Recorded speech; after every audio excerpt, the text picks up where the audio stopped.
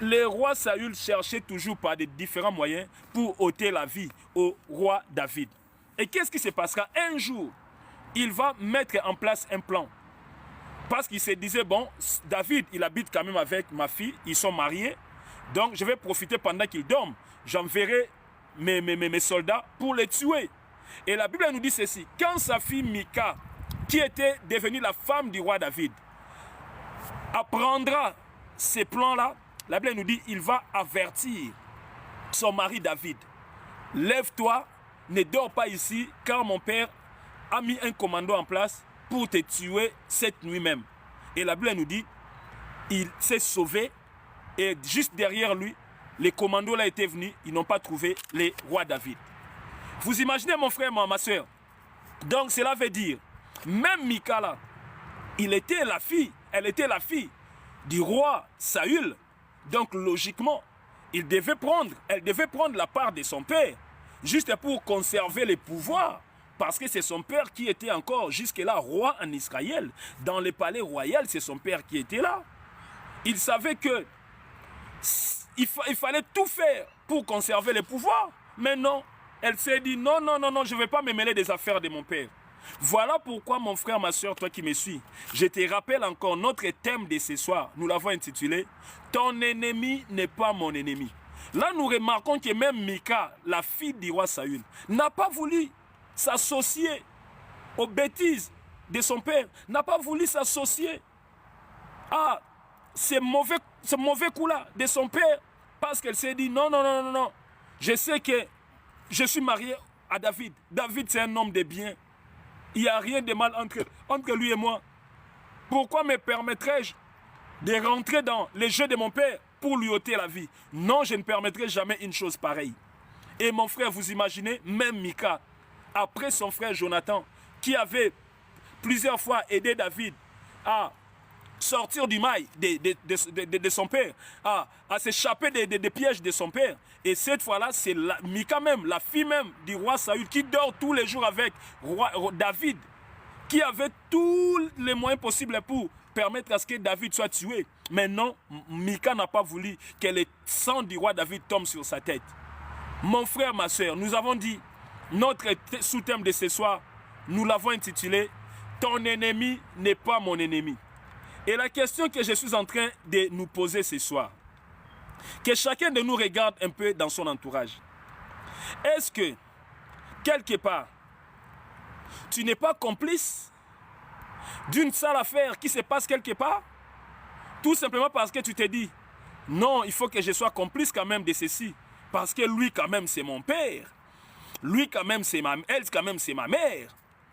Lui quand même c'est mon frère, elle c'est ma soeur. Lui quand même c'est mon copain, c'est mon mari, c'est ci, c'est là. Non, regarde les liens qui nous unissent. Non, il faut que je les défende. Oui mon frère, défendre, il faut défendre conformément à la parole de Dieu. Mais ne défends pas inconformément à la parole de Dieu. Donc autrement dit, défends la bonne cause, mais ne défends pas le mal. Même s'il s'agit de ton mari, même s'il s'agit de ta femme, même s'il s'agit de ton père, même s'il s'agit de ta mère, même s'il s'agit de tes enfants, même s'il s'agit de tes collègues, même s'il s'agit de tes parents, même s'il s'agit de ton pasteur. Oh mon frère, ma soeur, ne défends pas la mauvaise cause. Défends la bonne cause. Défends la bonne cause. Défends la bonne cause, mon frère, ma soeur. Défends la bonne cause. Ne défends pas les mauvaises causes. Nous avons dit, ton ennemi n'est pas mon ennemi. Ton ennemi n'est pas mon ennemi. Combien de gens en nos jours, parce que son mari ne se parle plus avec telle ou telle autre personne, et elle aussi, la femme, elle s'est dit, ok, parce que mon mari ne se parle plus avec telle ou telle autre personne, moi aussi, je ne vais plus parler à cette personne. Combien de gens aujourd'hui, parce que sa femme ne parle plus avec telle ou telle autre personne, et le mari aussi dit, parce que ma femme ne parle plus avec telle ou telle autre personne, moi aussi, je ne vais plus lui parler. Combien de gens aujourd'hui, parce que quelqu'un de son entourage, ça peut être son père, sa mère, son enfant, son frère, sa soeur, son patron, son camarade, sa petite amie, son petit copain, s'ingère dans des affaires qui ne les connaissent, qui ne les intéressent même, qui ne les concernent même pas. Mon frère, défends la bonne cause. Défends la bonne cause, ne défends pas les mauvaises causes. Vous avez trouvé l'exemple de Jonathan. Au lieu de défendre son père, la royauté qui était en train de partir. Vous avez vu l'exemple de Mika. Au lieu de défendre son père, la royauté qui était en train de partir. Ils ont dit non, malgré que nous restons les enfants du roi Saül, mais dans cette affaire, le roi David n'en est pour rien. Il est innocent. Nous ne voulons pas nous mêler de cette affaire. Il faudrait que la justice soit régnée. Mon frère, c'est de cette façon-là que l'Éternel veut que tu interviennes dans toutes les affaires qui règnent dans ton entourage. Ton ennemi n'est pas mon ennemi. Mon frère, ma soeur, il ne faut pas te mêler des affaires qui ne te concernent pas.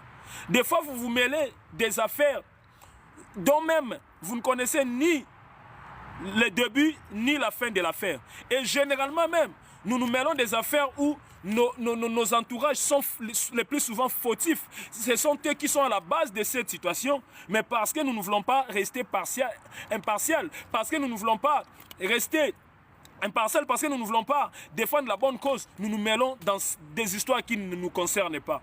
Mon frère, toi qui vis de cette façon-là, l'Éternel te dit, répands-toi. Répands-toi, car si tu veux vraiment que l'Éternel écoute tes prières, si tu veux que l'Éternel exauce tes prières, si tu veux que l'Éternel se manifeste dans tes problèmes, si tu veux que l'Éternel t'accorde la guérison que tu as toujours cherché par rapport à ta maladie, si tu veux que l'Éternel opère des miracles dans ta vie, tout ce qu'il te demande, essaye de défendre la bonne cause.